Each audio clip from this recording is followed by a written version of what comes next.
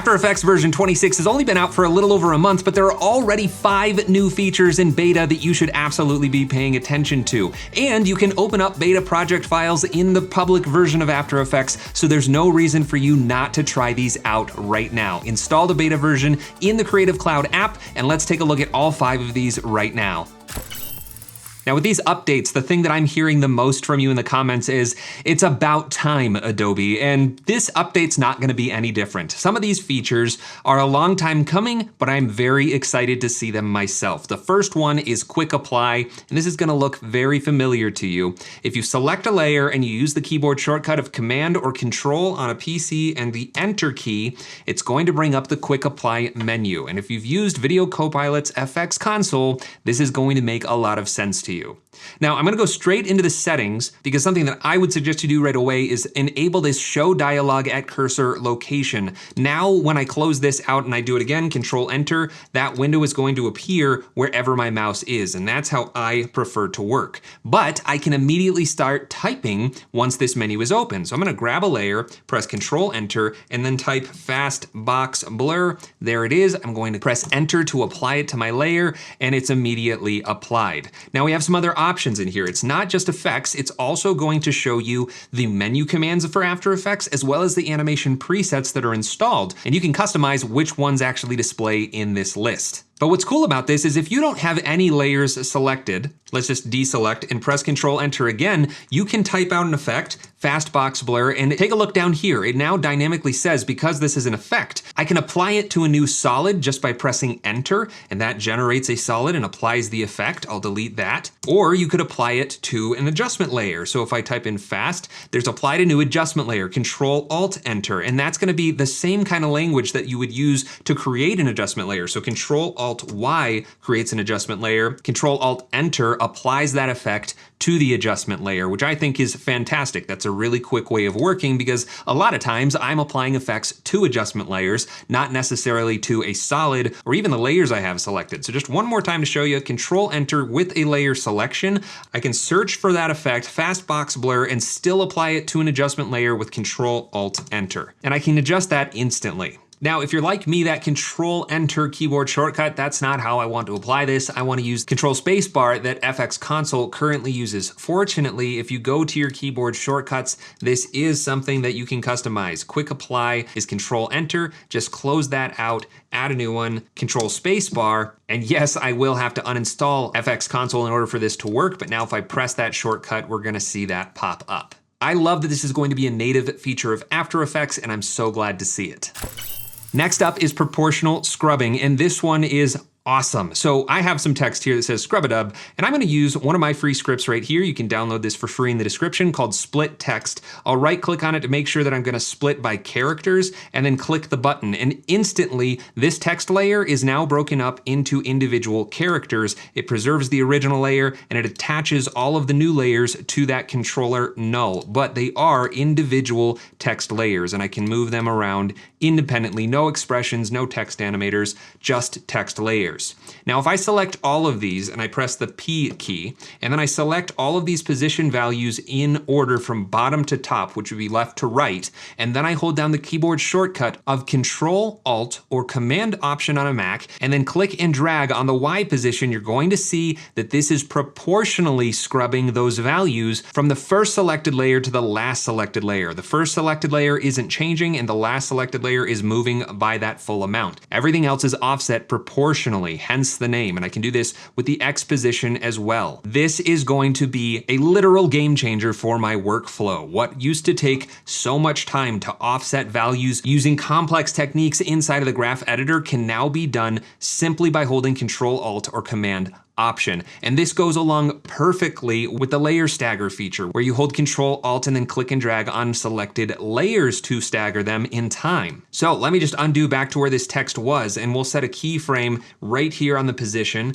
for all of these layers. And then I'll go back to the beginning. I'll select these in order from bottom to top again, and then proportionally scrub the Y axis down as well as the X axis over, and then I'll grab all of the layers as a whole, shift click them down, grab these keyframes, we'll easy ease them with F9. I'll go into my graph editor and just crank up the influence here, and I'll again select them from bottom to top, proportionally offset them, press the space bar, and now I've got an animation that would have taken me minutes to do with all of this offsetting and proportional property editing, but now it's just a matter of holding down a couple of modifier keys and getting to something much quicker. I could even throw in some of the original proportional keyframe editing. If I just select these keyframes, I hold Alt and then click and drag on the last or the first keyframe, I can proportionally edit all of these and bring them closer together, and now they'll start out a little bit more spaced out and then end much closer together. It's little techniques like this that make you so much more efficient in After Effects. And I know I sped through that whole process, but if you want to become fluent in After Effects like me, check out the link down in the description for my course, Launch into After Effects, which gives you an amazing overview of the entire software. There's even a 10% discount code down there. Check it out. I think you'll like it. And obviously this is a very simple example. There's so much that you can do with proportional scrubbing. If I grab all of this text again and I just offset all of their anchor points so that all of the text is way up here and I move my null object controller down, now if I grab all of these, press R and select these in the order I want them to scrub, I can proportionally offset their rotation. Now they're not sharing the exact same location, but if I just set their position to 0, now they are, and I've proportionally distributed them radially extremely quickly. So this is just one of those features that now that we have it, I'm going to be using it absolutely every day.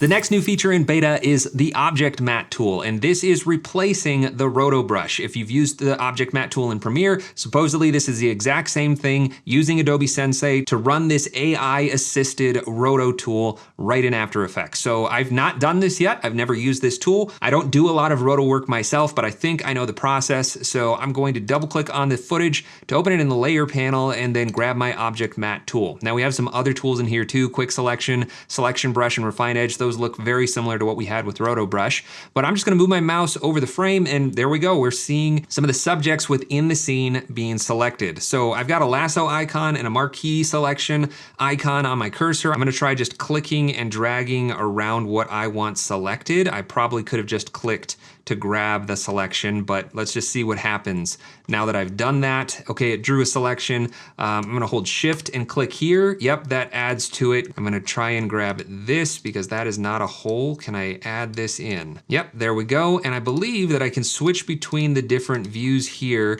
to see what's being selected. This is a very like garbage matte view of the matte, but that's already looking really solid. We're missing the tail of the dog here. Let's see if I can get that in the selection. I can. Okay.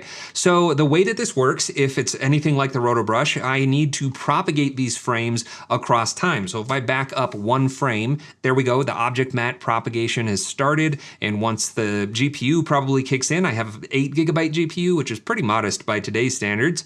There it goes, it processes the frame. I can back up some more, and I'm probably gonna wanna use the Refine Edge tool on this hair because that's gonna cause some problems. Now, like I said, I don't do a ton of Roto work myself, so I'm really not that familiar with how different this is from the Roto Brush, but from what I've seen in the comments on feature requests, people have wanted this Object Matte tool for a while. So I believe that it's gonna give us much better results than what you would see with the Roto Brush. So I'm just gonna quickly switch over to the Refine Edge tool and I'm gonna click and drag very roughly. If I was doing this for real, I'd wanna be much more precise here, but I'm just gonna grab a refined edged brush stroke of that hair and that should now propagate across time, I believe. So actually I'm gonna go back to the first frame and that's where I'm gonna start.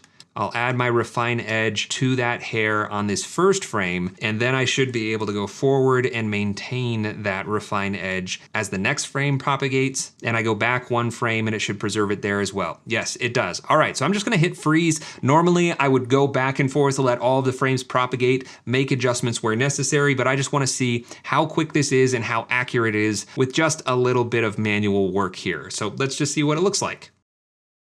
All right, I'll put the time that it took to do all of that work, but let's take a look at what kind of result we got. So here we go, I'll turn on the transparency grid, and right away, yeah, I can see that I was probably way too rough and dirty with that refine edge selection right here, creating transparency where I don't want it. But overall, I mean, that hair selection looks fantastic. And like I said, I don't do a ton of roto work, but if I ever needed to put a video of myself up on screen and I wanted to stick maybe a graphic that goes behind me or it looks like it's in the room with me, this is absolutely the tool that I would want to be using, and I think it is going to make this process even quicker. I didn't have to do any kind of brushstroke selection around the subject. The Object Matte tool just identified the subject and automatically made that selection for it. And obviously we have all of these other controls for refining the matte. I'm not gonna go through them right now. I'm not even gonna go through these other tools. You can read about it down in the description. There's a link to the official Adobe blog post about this feature, but we could take this a lot further and I could do a much better job if I took my time propagating those frames while making my selection. But let's move on to the next feature,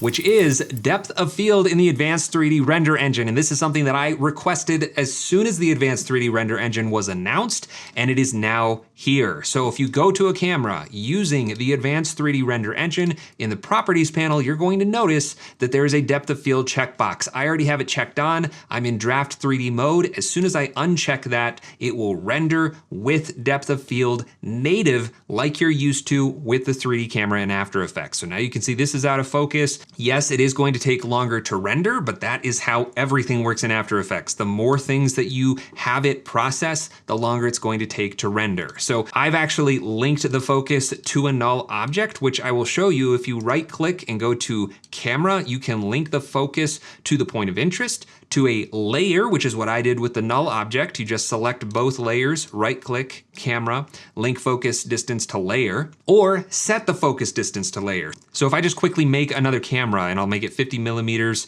and right click on that layer that I want it to be focused on, let's just increase the blur level a lot, which there are all these controls for manipulating how much blur you're going to get from the depth of field. There we go. Now this one is really out of focus. If I select that layer and the camera that I want to set the focus on, right click, go to camera and say set focus distance to layer, it's going to measure that distance and set the camera's focus to that point, and it will be perfectly in focus. And this will work with keyframes. I just prefer to have a focus distance layer. That's how I set up this scene. And if you push it a little bit further, add some effects, you can get results that look like this and push it as far as you want. Again, love to see that this is coming to the public release of After Effects.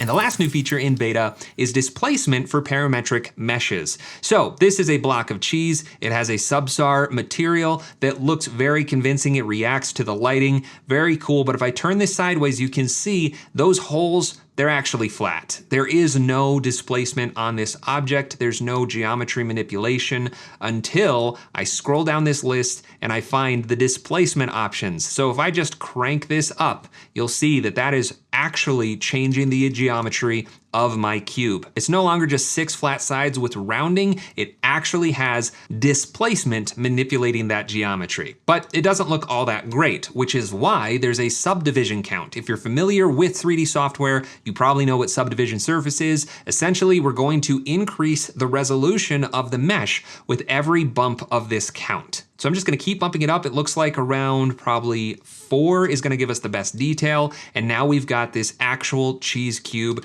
that's actually really complex, that's completely based on a substance material that I got for free. If I come down here to the material, there are actually some procedural settings that we have to maybe randomize the cheese, and that will update, but I'm just gonna leave it where it was.